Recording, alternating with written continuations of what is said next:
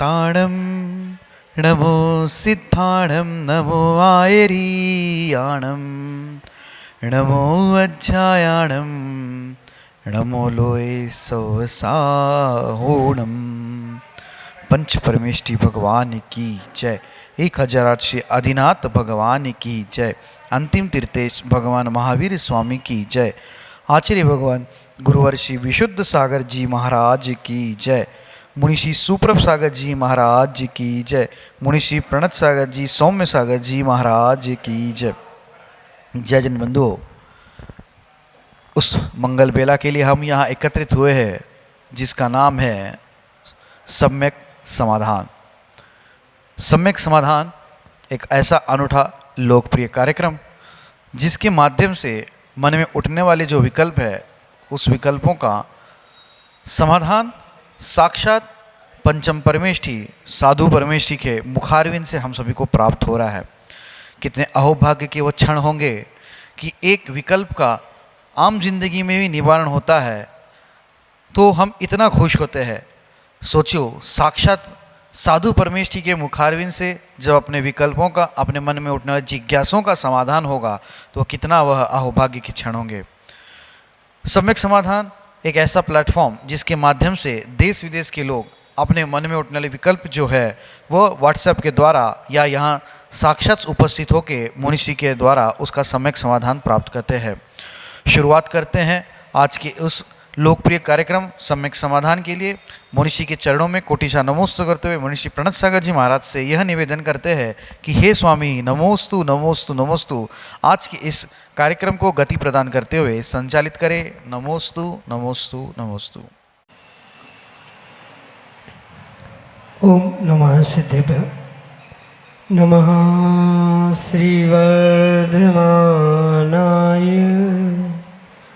निर्धूत कलिलात्मने सालोकानां त्रिलोकानां यद्विद्यादर्पणायते यद्विद्यादर्पणायते।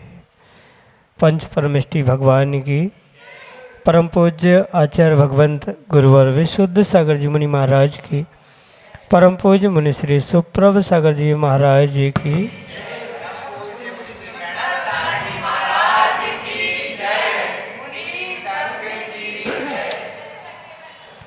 समीचीन विकल्पों का सम्यक समाधान। सम्यक ज्ञान की वह अलौकिक विधा जिसके माध्यम से हम अपने जीवन के उस अज्ञान रूपी तिमिर को दूर करके और सम्यक ज्ञान रूपी ज्योति को प्रज्वलित करने का प्रसार कर रहे हैं, क्योंकि वही सम्यक ज्ञान मोक्ष मार्ग में कार्यकारी उपाय है। ऐसे आत्मकल्याण की वह अनूठी विधा समीचीन विकल्पों का सम्यक समाधान जो कि हम सभी प्रतिदिन परम पूज्य आचार्य भगवंत गुरुवर विशुद्ध सागर जी महाराज की मंगल सुभाषिष से, उन्हीं के सहयोग से परम पूज्य मुनि श्री सुप्रभ सागर जी महाराज के मुखारविंद से प्राप्त कर रहे हैं। प्रारंभ करते हैं आज का सम्यक समाधान। और आज के पहले विकल्प के लिए महाराष्ट्र प्रांत से माया जैन महाराज श्री के चरणों में बारंबार नमोस्तु निवेदित करते हुए अपना समीचीन प्रश्न रख रहे हैं कि महाराज जी, परिग्रह परमाणु व्रत में बहिरंग परिग्रह के अंतर्गत बर्तनों का एवं ओढ़ने बिछाने के वस्त्रों का प्रमाण कैसे करना चाहिए। हमारे समीचीन विकल्प का सम्यक समाधान करने की अनुकंपा करें। नमोस्तु महाराज जी, नमोस्तु। ओम नमः सिद्धम।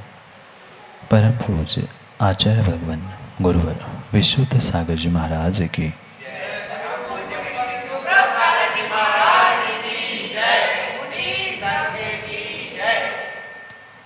परिग्रह परमाणु व्रत की जो नियम होते हैं या परिमाण हुआ करता है वह व्यक्ति को अपने स्वयं की अनुकूलता और विवेक से ही करने की आवश्यकता है। क्योंकि जैसे घर में प्रयोग में आने वाले भोजन आदि के बर्तन हैं, वह तो पूर्ण रूप से घर में कितने व्यक्ति हैं, कितने व्यक्तियों का भोजन बनता है आदि के निमित्त से ही उसका परिमाण किया जा सकता है। क्योंकि माना कि यहाँ से हमने कहा 10 बर्तनों का प्रमाण कर लिया जाए, 10 चम्मचों का प्रमाण किया जाए, पर घर में सदस्य ही 10 है तो कैसे काम बने। इसलिए ये बात आप स्वयं के अनुभव और विवेक से समझें कि बर्तनों का प्रमाण किस प्रकार से किया जाए। या ऐसा भी हो सकता है कि स्वयं के प्रयोग में लाने वाले बर्तनों का हम प्रमाण कर सकते हैं कि हम स्वयं के उपयोग के लिए इतने बर्तनों का ही प्रयोग करेंगे, घर के लिए इतने बर्तनों का प्रयोग करेंगे, दिन भर में इतने ही बर्तनों का प्रयोग करेंगे आदि रूप से उस परिग्रह प्रमाण में उन बर्तनों की संख्या आदि निर्धारित की जाती।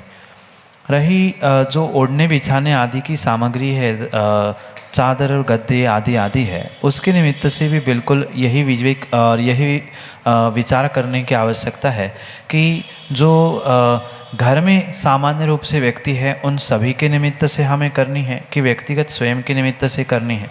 स्वयं के निमित्त से करनी है तो ठंड की मौसम, गर्मी का मौसम आदि सब कुछ समझते हुए ये निर्णय करने की आवश्यकता है कि कौन से मौसम में, यानी ठंड के मौसम में अधिक से अधिक कितनी आवश्यकता कंबल की, चादर की, बिछावत की है, उस हिसाब से कहाँ रहते हैं, कैसा मौसम है, उसके हिसाब से उसकी संख्या का निर्धारण करने की आवश्यकता है।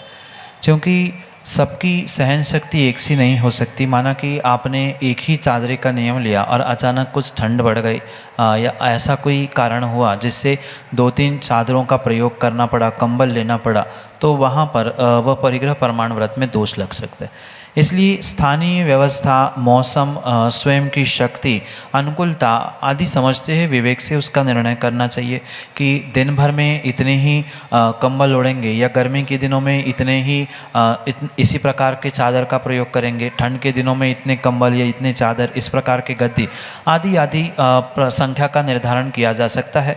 पर विशेष बात परिग्रह परिमाण के निमित्त से ये समझी जाए कि जो भी ये परिग्रह परिमाण की संख्या का निर्धारण किया जा रहा है, माना कि आपके प्रयोग में दिन में 5 सामग्री आ रही है तो कम से कम उससे कई अधिक उसका मूल्यांकन या उसका सीमांकन करने की आवश्यकता है। 5 बर्तन प्रयोग में आ रहे हैं तो 10 बर्तनों का प्रयोग करें। 5 कंबल, 1 गद्दी आदि का प्रयोग किया जाता है सामान्य रूप से, तो 2-4 उससे अधिक का ही परिमाण किया जाए, क्योंकि समय का, स्वास्थ्य का, अनुकूलता का कोई ठिकाना नहीं होता। कहीं कुछ प्रतिकूलता आ गई, विपरीतता आ गई तो वह परिमाण का अतिरेक ना हो जाए, उसमें अतिक्रम, व्यतिक्रम, अतिचार, अनाचार ना लगे। इसलिए माना कि प्रयोग में 5 ही लानी है तो हम उसके अपेक्षा से 7, 9, 10 आदि कुछ अधिक संख्याओं का, बर्तनों का, उस ओढ़ने बिछाने वाले सामग्री का संख्यामान कर ले, उसको निर्धारित करे, जिससे आने वाले समय में उस परिग्रह प्रमाण व्रत में दोष ना लगे। यही आपके लिए सम्यक समझ। नित्या जैन, सीहोर मध्य प्रदेश से महाराज जी के चरणों में नमोस्तु निवेदित करते हुए अपना प्रश्न रख रहे हैं कि महाराज जी, जिसकी 2 शादी हो जाती हैं उससे मुनिराज आहार ले सकते हैं क्या? हमारे समीचीन विकल्प का सम्यक समाधान करने की अनुकंपा करें। नमोस्तु महाराज जी, नमोस्तु। 2 शादी करने वाले उस पुरुष के निमित्त से आगम की व्यवस्था को समझने की आवश्यकता है, क्योंकि हमारे पूर्वाचार्यों ने पुरुषों के लिए तो 1 से अधिक शादी करने का प्राविधान किया गया है, क्योंकि वह जैसे चक्रवर्ती आदि आदि होते हैं, उनकी 96,000 रानियाँ आदि का शायद आपने उल्लेख आगम ग्रंथों में पढ़ा होगा। पर इस विषय में ये विशेष ध्यान रखें कि वह पुरुष दोबारा दूसरी शादी करते समय पूर्ण रूप से कुंवारी लड़की से ही विवाह करता है तो ही वह आहार देने का पात्र माना गया है। अन्यथा उस कन्या का पुनर्विवाह है और उस पुरुष का भी पुनर्विवाह है तो किसी भी प्रकार से वह आहार देने के पात्र हो ही नहीं सकते। इतना ही नहीं, महिलाओं के, स्त्रियों के भी विषय में यही समझना होगा, जो एक बार विवाहित हो चुके हैं और किसी भी कारण से डिवोर्स हुआ हो, पति खत्म, मृत्यु को प्राप्त हुए हो आदि कोई भी कारण क्यों ना हो, पर ऐसे विवाहित स्त्री ने पुनः विवाह किया है, दूसरी शादी की है, तो किसी प्रकार से वह आहार देने की योग्यता नहीं रखती। इतना ही नहीं, अपितु ऐसा स्पष्ट रूप से आचार्यों का व्याख्यान है, आचार्यों का कथन है कि जो पुनर्विवाह को प्राप्त करने वाले दंपति होते हैं, यानी जो पुरुष पुनर्विवाह यानी दूसरी शादी वाली कन्या से, यानी जिसकी एक बार शादी हो चुकी है ऐसी कन्या से विवाह करते हैं, या अविवाहित कन्या से विवाह नहीं करते, दूसरी किसी कन्या से विवाह करते हैं, तो वह और उनकी जो होने वाली संतान है उनसे भी आहार नहीं लिया जाता, ऐसा आगम का विधान है। हाँ, उसके पूर्व में यानी उस पति के पूर्व विवाह से यानी पहले विवाह से उत्पन्न जो संतान है, उस महिला के भी पूर्व विवाह से प्राप्त जो संतान है, उन दोनों संतानों को तो आहार देने का अधिकार है, पर ऐसे पुनर्विवाह के द्वारा यानी दोबारा हुई शादी जो कि कुंवारी कन्या से नहीं हुई है, ऐसा पुरुष भी और ऐसी स्त्री भी और उनकी संतान भी आहार देने की योग्यता आगम के परिप्रेक्ष्य में नहीं रखते हैं। यही आपके लिए सम्यक समझ। पारुल जैन, विदिशा मध्य प्रदेश से अगले समीचीन विकल्प के लिए। महाराज श्री जी, जब हम किसी चीज़ का दान कर देते हैं तो क्या उस चीज़ के बारे में मन में दोबारा कभी भाव आना गलत है क्या? यदि भावना गलत नहीं है तो, मन में भावना गलत नहीं है लेकिन भाव आ जाता है कि हमने इस चीज़ का दान कर दिया, तो क्या ये गलत है? नमोस्तु महाराज श्री। जिस सामग्री का आपने दान किया है वह पूर्ण रूप से आपके लिए त्याज्य हो चुकी है, छोड़ी हुई हो सकती।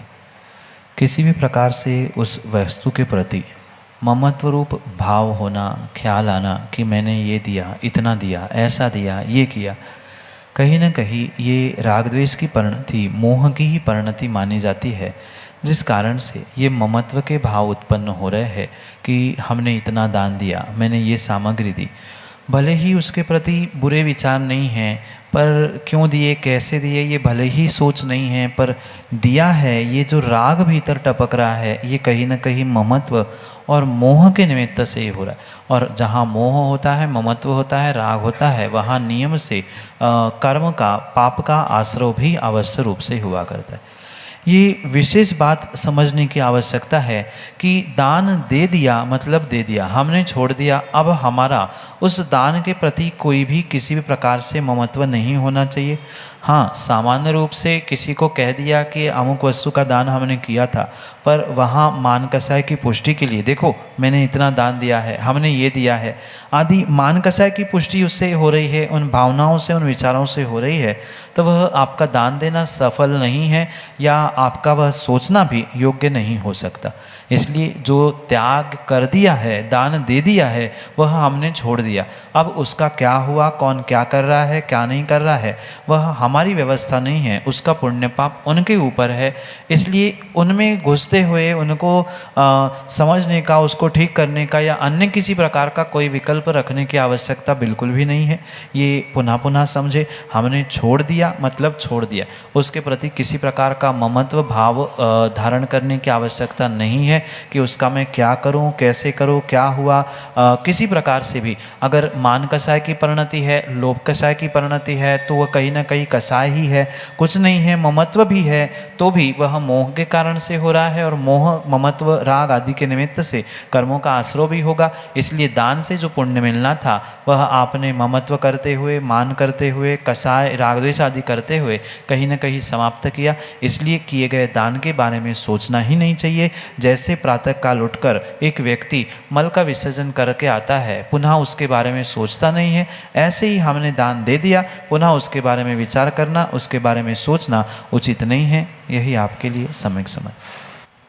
विजय Kumar Jain, retired bank manager, Lalitpur Uttar Pradesh से अगले समीचीन विकल्प के लिए। त्रय मुनिराजों के चरणों में मेरी ओर से, मेरे परिवार की ओर से एवं सकल दिगंबर जन समाज ललितपुर की ओर से त्रयवार नमोस्तु नमोस्तु नमोस्तु। हे गुरुदेव, आज का दिन मेरे लिए बहुत सौभाग्य का दिन रहा। आज सुबह मंदिर जी में आपके दर्शन करने के भाव बने और मैं दोपहर में ही सही दिशा की ओर यानी विदिशा की ओर चल पड़ा। नाम यद्यपि विदिशा है पर ये मेरे लिए तो सही दिशा ही प्रतीत होती है। तो गुरुदेव, जिस समय मैं आया उस समय स्टूडेंट सेशन चल रहा था और आपकी जो दिव्य देशना उन अध्ययनरत बच्चों को मिली वो निश्चित रूप से उनके जीवन में तो फलीभूत होगी ही, साथ में आपके जो सूत्र हमने सुने वो हम सभी श्रावकों के लिए भी बहुत ही कार्यकारी हमारे जीवन में सिद्ध होंगे। गुरुदेव, आपने अपनी दिव्य देशना में लगभग पुरुषार्थ की ओर ज़्यादा जो है आपका झुकाव मुझे लगा, और मेरी जिज्ञासा भी लगभग इसी ओर है कि एक तो होती है, एक तो पुरुषार्थ होता है और दूसरा होता है हमारा भाग्य। तो ऐसा कहने में आता है कि पुरुषार्थ के बिना भाग्य कुछ भी नहीं करता। अगर पुरुषार्थ ना करो तो भाग्य जो है आपके लिए कार्यकारी नहीं होगा। और इसके विपरीत ये भी सुनने में आता है कि अगर भाग्य साथ ना दे तो व्यक्ति कितना ही पुरुषार्थ कर ले उसके जीवन में कुछ भी घटित नहीं होता। लेकिन गुरुदेव, प्रत्यक्ष रूप में, लौकिक रूप में यह देखने को आता है कि एक व्यक्ति जो जिंदगी में पुरुषार्थ करता है, बहुत मेहनत करता है, काफ़ी परिश्रम करता है, फिर भी उसके लिए उसकी वो मेहनत कार्यकारी नहीं होती और वो कुछ भी नहीं कमा पाता, कर पाता, अपनी ज़िंदगी को सफल नहीं कर पाता। दूसरी ओर कुछ ऐसे भी लोग हमने देखे हैं अपने जीवन में जो बिना पुरुषार्थ के ही सब कुछ पा जाते हैं। या तो लॉटरी खुल जाए या उनको किसी ज़मीन में या मकान में गड़ा हुआ धन मिल जाता है, तो वो बिना पुरुषार्थ के सब कुछ पा जाते हैं। तो मेरी जिज्ञासा गुरुदेव ये है कि इंसान के जीवन में भाग्य और पुरुषार्थ में से श्रेष्ठ क्या है और दोनों में सामंजस्य कैसे बिठा के चला जाए। नमोस्तु गुरुदेव। भाग्य और पुरुषार्थ में कोई भी श्रेष्ठ नहीं है, अपितु दोनों ही श्रेष्ठ है। अपेक्षा, समय, परिस्थिति आदि सब कुछ समझते हुए हमें मुख्यता और गौणता की अपेक्षा से अनेकांत स्यादवाद को समझने की आवश्यकता है। क्योंकि आगम में हमारे आचार्य भगवंतों ने, तीर्थंकर भगवंतों ने मात्र किसी एक ही विषय की पुष्टि नहीं की है, अपितु कार्य सिद्धि के लिए, जीवन की सफलता के लिए, प्रत्येक कार्य की सिद्धि के लिए वहाँ दोनों ही नहीं अपितु अन्य भी बहुत सारे फैक्टर्स, अन्य भी बहुत सारे घटक, उनका उपलब्ध होना, उनका कार्यकारी होना, ये स्वीकार किया गया। इसमें से जो दो मुख्य पहलू है जिस पर बहुत सारे जीवों को विकल्प है, उनका नाम है भाग्य और पुरुषार्थ। जबकि जीव ने आज तक ना भाग्य को समझा है, ना आज तक पुरुषार्थ को समझा है। कहीं ना कहीं भाग्य पुरुषार्थ को ना समझने के कारण से ही जीव वर्तमान में कन्फ्यूजन की स्थिति में स्थित है या कन्फ्यूजन को प्राप्त हो रहा है। यहाँ उस भाग्य की परिभाषा और पुरुषार्थ की भी परिभाषा बहुत अच्छे से समझने की आवश्यकता है। भाग्य का अर्थ कोई भगवान बना के देने वाली व्यवस्था नहीं है, अपितु आपने की गई मेहनत, आपने किया गया पुरुषार्थ ही आने वाले समय में भाग्य बनता है। ये आगम का सूत्र है कि आपका आज का पुरुषार्थ कल के लिए भाग्य बनेगा और आपका कल का पुरुषार्थ जो था या कल का जो पुरुषार्थ होगा वह आने वाले कल के लिए यानी उसके आगे के लिए कहीं ना कहीं भाग्य के लिए परिवर्तित होने वाला है। क्योंकि ये दोनों एक दूसरे के लिए पूरक है। जैसे एक सिक्के के दो पहलू होते हैं, एक सिक्का मतलब एक पहलू मतलब सिक्का नहीं है, ऐसे ही भाग्य मतलब कार्य की सिद्धि नहीं है, पुरुषार्थ मतलब भी कार्य की सिद्धि नहीं है। जब तक दोनों का समवाय यानी दोनों का एकत्रीकरण पूर्ण रूप से नहीं है, तब तक किसी भी कार्य में सफलता या कार्य की सिद्धि होना संभव नहीं है। जितने अंशों में पुरुषार्थ आवश्यक है उतने ही अंशों में भाग्य भी, और जितने में भाग्य में उतने में पुरुषार्थ ही आवश्यक होता है। पर अंतर ये विशेष रूप से समझना होगा कि कौन से समय में किसकी मुख्यता से कथन किया जाता है। ये परम सत्य कहा है कि भाग्य के बिना पुरुषार्थ नहीं होता और पुरुषार्थ के बिना भाग्य भी नहीं होता। ये दोनों को एक दूसरे के पूरक रूप से अनेकांत से समझने की आवश्यकता है, क्योंकि वर्तमान का पुरुषार्थ आने वाले कल के लिए भाग्य बनेगा और आज का जो भाग्य आपको दिख रहा है वह कहीं ना कहीं कल का किया गया पुरुषार्थ ही है। बिना पुरुषार्थ के कभी भाग्य आज तक बना ही नहीं है और बिना भाग्य के पुरुषार्थ भी फलीभूत नहीं हुआ। इन दोनों में हमें इस प्रकार से तालमेल बनाने की आवश्यकता है, जब व्यक्ति अथक पुरुषार्थ करके मेहनत करके भी जीवन में सफल नहीं हो पाता, तब हमें ये सोचना होगा कि कहीं ना कहीं पुरुषार्थ के साथ उसके पास भाग्य की कमी है। और जो बिना मेहनत किए भी पैसे वाला या धर्मात्मा या कोई भी कार्य में सफल दिख रहा है, तो वहाँ ये समझे कि उसने वर्तमान में बिल्कुल पुरुषार्थ नहीं किया, पर उसका जो वर्तमान का भाग्य है वो कहीं ना कहीं कल का पुरुषार्थ ही था। कल का पुरुषार्थ अगर नहीं होता तो आज का भाग्य वैसा नहीं बना होता, चाहे पुण्य रूप भाग्य हो चाहे पाप रूप भाग्य हो। जो युग कुछ भी बना है पिछली पुरुषार्थ से बना है। आज वह उस भाग्य पुरुषार्थ के गणित को नहीं समझे हुए हाथ पर हाथ देकर बैठा रहता है, होगा भगवान की कृपा से हो जाएगा, ऐसा सोच के कार्य करेगा तो कभी भी आने वाले समय के लिए भी वह भाग्य निर्माता नहीं बन सकता।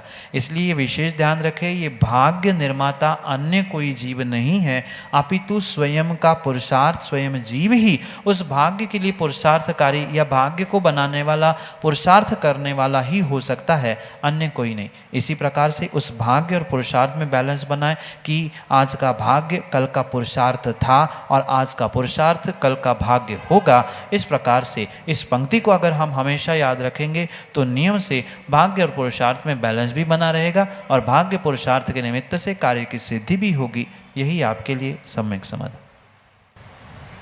एडवोकेट शादीलाल जैन, ललितपुर उत्तर प्रदेश से अगले समीचीन विकल्प के लिए। तरह महाराज जी के चरणों में नमोस्तु नमोस्तु नमोस्तु। मैं ललितपुर से आया हूँ। मेरी ओर से मेरे परिवार और मेरी पत्नी श्रीमती रतन प्रभा जैन एडवोकेट की ओर से बारंबार नमोस्तु नमोस्तु। मेरा प्रश्न ये है, महाराज जी का पुरानी आगम में ग्रंथों में शांति धारा का उल्लेख तो हमने नहीं पढ़ा है, लेकिन वर्तमान में शांति धारा को इतना बहुत अधिक महत्व दिया जा रहा है।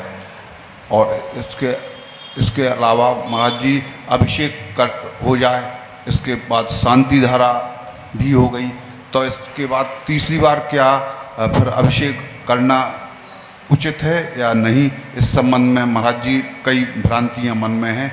कई वेदियों पर जो है वो प्रतिबंध लगा देते हैं का शांति धारा के बाद नहीं हो। तो इस संबंध में महाराज जी से जो है हम जिज्ञासा की सम्यक समाधान की जिज्ञासा के लिए जो है उत्सुक हूँ। नमोस्तु नमोस्तु नमोस्तु। वकील साहब, मैं इस बात को पुनः दोहराना चाहता हूँ कि ये जितना भी अभिषेक, पूजा पाठ, शांति धारा आदि जो भी धार्मिक क्रियाएं की जाती है, ये मात्र और मात्र अपनी विशुद्धि की प्राप्ति के लिए ही की जाती। इन क्रियाओं को लेकर वेदियों में, मंदिरों में जो वर्तमान में अशुद्धियाँ देखी जा रही है, वाद विवाद आदि देखे जा रहे हैं, ये किसी भी प्रकार से आगमोक्त क्रिया नहीं। माना कि किसी व्यक्ति ने अपने सोच के हिसाब से, अपने अनुकूलता के हिसाब से कोई कार्य कर लिया, तो उसने कोई बहुत बड़ा पाप अपराध नहीं कर लिया कि जो बहुत बड़ा इशू बनाकर बहुत बड़ी लड़ाई झगड़ा आदि करने की किसी प्रकार से कोई आवश्यकता नहीं। पहली बात तो ये समझे कि ये जितने भी कार्य हैं मात्र और मात्र आत्मा की विशुद्धि, भावों की विशुद्धि, शुद्ध परिणामों की प्राप्ति आदि के लिए की जाती है। किसी प्रकार से इन क्रियाओं में उलझकर हम उस साध्य तक, लक्ष्य तक पहुंचने का मार्ग कहीं न कहीं विपरीत कर रहे हैं, ये अवश्य समझना होगा। रही बात शांति धारा की, ये परम सत्य है। किसी भी पूर्वाचार्य प्रणीत ग्रंथों में शांति धारा आदि का वर्णन पढ़ने में नहीं आता, पर आचार्यों ने ये स्पष्ट रूप से लिखा है कि जिन क्रियाओं से हमारे सम्यक में वर्धन होता है, यानी जो सम्यक वर्धिनी क्रिया होती है, उस सम्यक वर्धिनी क्रियाओं को करने में कहीं भी किसी भी प्रकार से दोष नहीं है, भले ही आगम में उसका कोई प्रमाण नहीं भी मिले। क्योंकि बहुत सारी व्यवस्था है, काल की अपेक्षा से, परिस्थिति की अपेक्षा से, क्षेत्र की अपेक्षा से बदलती रही है और आने वाले समय में भी बदलती रहेगी। जैसे पूजा के निमित्त से अगर हम पढ़े तो पूजा पीठिका में कुछ काल पहले, कुछ समय पहले विनय पाठ आदि नहीं था, वह विनय पाठ भी हो गया। वर्तमान में और भी बहुत सारे सुधार, बहुत सारे सुझाव इस पूजा पद्धति में, अभिषेक पद्धति में देखने में आ रहे हैं। इसलिए ऐसा आचार्यों ने जब कहा ही है कि क्रिया अगर सम्यक वर्धिनी है, जिससे सम्यक की हानि नहीं है, मिथ्यात्व की पुष्टि नहीं हो रही, अविरति प्रमाद आदि की वृद्धि नहीं हो रही है, तो वह सम्यक वर्धिनी क्रिया हमें तात्कालिक लोक व्यवहार, सामाजिक स्थिति आदि को देखते हुए स्वीकार करने की आवश्यकता है। उसे करने में किसी प्रकार से दोष नहीं है। जैसे कि शांति धारा एक सम्यक वर्धिनी क्रिया है, जिससे श्रावक जुड़ते हैं, उसे जोड़ने के लिए ये कार्य करना किसी भी प्रकार से गलत नहीं। पर ये भी ध्यान रखें, उसको बहुत महिमा मंडित करते हुए मात्र शांति धारा की ही गुणगान गा लेना ये भी उचित नहीं है। अभिषेक करना भी उतना महत्वपूर्ण है जैसे कि शांति धारा करना। और रही बात उसके बाद के अभिषेक की, क्योंकि ये पुनः कह दूँ मात्र विशुद्धि के लिए है, चाहे पहले करे चाहे बाद में करे, भगवान रूठ कर थाली से उठ के वेदी पे जाके बैठने वाले नहीं हैं। भगवान तो वीतरागी है। ये हम लोगों की, श्रावकों की व्यवस्था है कि हम किस प्रकार से भगवान का अभिषेक करें, कब करें, कैसा करें, ये आपका विवेक होने की आवश्यकता है। इसलिए उस विवेक को समझते हुए हमें जीवन में ये विशेष ध्यान रखने की आवश्यकता है कि जो भी कार्य शांति धारा अभिषेक के निमित्त से किया जा रहा है मात्र विशुद्धि के लिए करे, अशुद्धि के लिए नहीं। क्योंकि बाद में भी करने में आगम के परिप्रेक्ष्य में ऐसा कोई भी दोष नहीं है। हाँ, तात्कालिक व्यवस्था, सामाजिक व्यवस्था, क्षेत्रीय व्यवस्था भिन्न भिन्न हो सकती है। उस अपेक्षा से बदलाव होना नहीं होना, कैसा करना, ये आपका विवेक है। क्योंकि ये भी आगम में नहीं लिखा है कि पता चला अभिषेक हो गया, शांति धारा हो गई और आधे घंटे तक बाद में आने वाले लोगों का अभिषेक ही चल रहा है। हाँ, क्वचित कदाचित कोई लेट हो रहा है, कुछ विषमता है, कुछ कारण से कुछ आपत्ति आ रही है, तब तो वो बाद में अभिषेक किया जा रहा है, वहाँ तक तो ठीक है। पर ये व्यवस्था जो क्षेत्रीय या मंदिर वेदी आदि की बनी है वो बिगाड़ने की आवश्यकता नहीं है। ये तात्कालिक व्यवस्थाएं है, पर आगम के परिप्रेक्ष्य में बाद में भी अभिषेक करे तो दोष कुछ भी नहीं है। हाँ, ये लोक विरुद्ध कार्य या वहाँ की समाज की क्षेत्रीय परंपरा के विरुद्ध हो सकता है, पर आगम में ऐसा निषेध नहीं है। बाद में भी कई पूजा अभिषेक पाठ के अनुसार पूर्ण कलश आदि आदि की व्यवस्था बनाई जाती है। और क्वचित कदाचित कोई व्यक्ति नहीं भी पहुँच पा रहा है और किस कारण से उसका अभिषेक क्यों छोड़ा दिया जाए, इसलिए वो कलश भी कर ले तो भगवान नाराज नहीं होंगे, आगम का विरुद्ध कार्य नहीं होगा। इसलिए जो जैसा कर रहा है भावों की विशुद्धि के लिए करे, उसमें क्रियाओं को लेकर अशुद्धि फैलाते हुए वाद विवाद, संकल्प विकल्प करना किसी प्रकार से योग्य नहीं है। यही आपके लिए सम्यक समाधान। जय जन बंधु, हम सभी लाभ ले रहे थे लोकप्रिय कार्यक्रम सम्यक समाधान का। प्रतिदिन यह कार्यक्रम 5:13 पे यूट्यूब चैनल सुप्रभ उवाच के माध्यम से प्रसारित होता है। मुनिषी का नाम सुप्रभ सागर जी, उससे सुप्रभ और वाणी का पर्यायवाची नाम उवाच, सुप्रभ उवाच यह यूट्यूब चैनल का नाम है। आप यूट्यूब चैनल के माध्यम से यह कार्यक्रम प्रतिदिन 5:13 पे देख सकते हैं। प्रतिदिन ठीक 4 बजे आदिनाथ टीवी चैनल पे भी यह कार्यक्रम का प्रसारण होता है। याद रहे, आदिनाथ टीवी चैनल एक नया टीवी चैनल लॉन्च हुआ है, उसके माध्यम से भी ठीक दोपहर को 4 बजे इस कार्यक्रम का प्रसारण होता है। आप सभी लोग घर बैठे टीवी के माध्यम से भी सम्यक समाधान का लाभ ले सकते हैं। प्रतिदिन शाम को 7:40 पे मुनिषी के प्रवचन जिनवाणी टीवी के माध्यम से प्रसारित होते हैं। आप सभी लोग जिनवाणी टीवी के माध्यम से घर बैठे मुनिषी के प्रवचन का लाभ लेते हुए सुक्ति मुक्तावली इस ग्रंथ का स्वाध्याय भी कर सकते हैं। प्रतिदिन 2:30 पे आदिनाथ टीवी चैनल के माध्यम से भी मुनिषी के प्रवचन प्रसारित होते हैं। आप सभी लोग घर बैठे टीवी के माध्यम से, आदिनाथ टीवी चैनल के माध्यम से मुनिषी के प्रवचन का लाभ ले सकते हैं। अगर आप इस कार्यक्रम से जुड़ना चाहते हो और कार्यक्रम के माध्यम से अपने विकल्पों का सम्यक समाधान प्राप्त करना चाहते हो तो नीचे पट्टी पे, स्क्रॉल पे या डिस्प्ले पे हमारे नंबर चल रहे हैं, उसके माध्यम से आप हम तक संपर्क करते हुए अपने विकल्प भेज सकते हैं। आपकी सुविधा के लिए मैं नंबर दोहराता हूँ, 8707548811।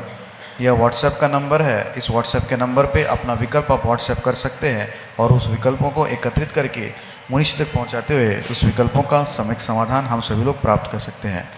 आज के लिए इतना ही। मुनिषी के चरणों में कोटिशा नमोस्तु करते हुए आज के सम्यक समाधान कार्यक्रम को यहीं पे विराम देते हैं। नमोस्तु नमोस्तु नमोस्तु। नमो